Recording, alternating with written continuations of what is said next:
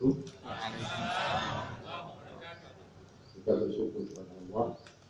Yang pertama, suasana pelaksanaan pemilu di Aceh aman. Alhamdulillah. Yang kedua, yang menggerakkan kita adalah Prabowo-Sandi mendapat suara kalau pertama tadi 93%. Ini adalah suatu hal yang luar biasa. Kemudian mengingat sekarang pasca pemilu banyak berita, banyak informasi, saya menghimbau kepada seluruh pendukung Prabowo-Sandi di seluruh Indonesia, lebih-lebih yang ada di Aceh, kita jangan terkecoh dengan hasil daripada quick count itu. Karena itu saya pikir bukan perhatian daripada badan pelaksanaan pemilu. Kita lebih mengutamakan melihat pada hasil telepon yang diadakan oleh KPU. Aneh juga di negeri kita, sistem pemilu kita ini. Panitia pemilunya KPU. Kenapa berita-berita yang kita terima tidak dari dia? Sebenarnya media-media apapun namanya yang bisa membuat umat ini kerja, ini perlu dilarang. Tidak boleh. Karena tujuan daripada pemilu itu sendiri adalah untuk memperkuat kokohnya bangsa ini. Kalau dengan pemilu ini terjadi perpecahan bangsa, karena ada orang-orang yang memaksa kehendak, ini lebih separatis daripada separatis yang pernah dilabelkan kepada gerakan Aceh Merdeka dulu.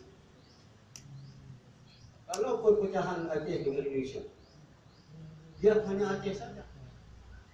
Tapi kalau dengan pemilu ini terjadi perpecahan bangsa, ini kita tidak menginginkan. Masyarakat Indonesia harus bersyukur kepada Aceh. Teman-teman kita dari gerakan Aceh Merdeka mau ikut pemilu, mau membantu, mau bergabung dengan Indonesia. Adalah ini niat yang tulus kita. Ini yang perlu diingatkan. Kita juga tidak menginginkan kemenangan tokoh yang kita dukung ini, kemenangan dengan kecurangan. Ya.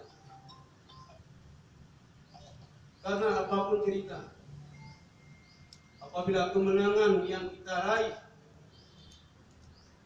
dengan kecurangan, pasti tidak akan baik.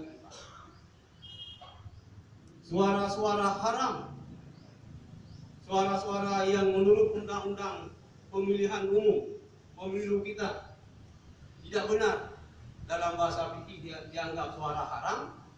Ingat, pemimpin yang dihasilkan dengan cara-cara yang haram, mana bata minal haram, haram. Sesuatu yang tumbuh daripada yang haram akan haram. Terus terang, kita tidak seperti babi gila. Babi gila mau menang Prabowo, tidak seperti itu. Saya usia sudah 52 tahun. Saya menginginkan bangsa ini dewasa dalam berpolitik. Jangan memaksa kehendak. Jangan beri kesempatan kepada media-media yang membuat Indonesia ini terpecah gara-gara pemilu. Jadi penyelenggara pemilu ini harus tegas.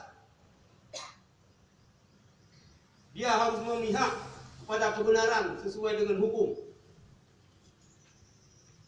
Penyelenggara pemilu ini jangan menjadi sponsor salah satu daripada dua calon ini.